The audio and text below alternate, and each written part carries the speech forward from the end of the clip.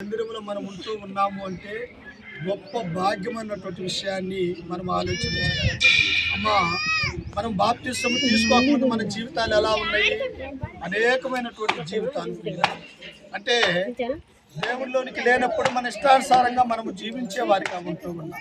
కానీ మనం మనసు మార్చుకొని క్రీస్తులోనికి వచ్చినప్పుడు బాప్తిసం పొందుకున్నప్పుడు మన జీవితాలు ఎలా ఎంతో పరిశుద్ధతగా దేవుడు మనల్ని జీవించేవాడిగా ఆశీర్వదించేవాడిగా ఆయన నమ్ముకుంటే సామాన్యమైనటువంటి విషయం కాదు.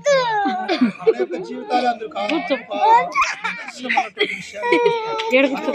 గ్రంథంలో అనేక మంది భక్తులు ఎవరెవరు బాప్తిసం పొందుకున్నారు? రాజులు బాప్తిసం పొందుకున్నారు, గొర్రెల కాపర్లు బాప్తిసం పొందుకున్నారు, న్యాయాధిపతులు బాప్తిసం పొందుకున్నారు, నపుంసకుడు పొందుకున్నాడు బాప్తిసము, జైలర్ కుటుంబం బాప్తిసం పొందుకున్నది.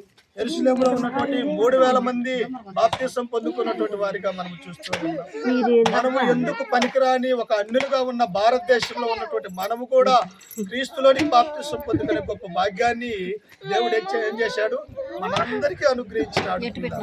ఈ యొక్క మధ్యాహ్న కాల సమయం ఈ సహోదరి ఆశము కూడా క్రీస్తులోనికి రావడానికి సంఘములో మనమందరం కూడా ఒక అక్క చెల్లెల్లాగా అన్నదమ్ముల్లాగా క్రీస్తులో ఉన్నాము అంటే దేవుడు ఇచ్చినటువంటి గొప్ప వరం అన్నటువంటి విషయాన్ని ఇక్కడ మనం చూస్తున్నాం. ఒకసారి చూడండి, ఒక వాక్యం చదువుకొని బాప్తిసం ఇద్దాం. ఒకసారి రోమీలకు రాసినటువంటి పత్రిక 6వ అధ్యాయము 4వ వచనాన్ని చదువుకుందాం. చూడండి ఒకసారి.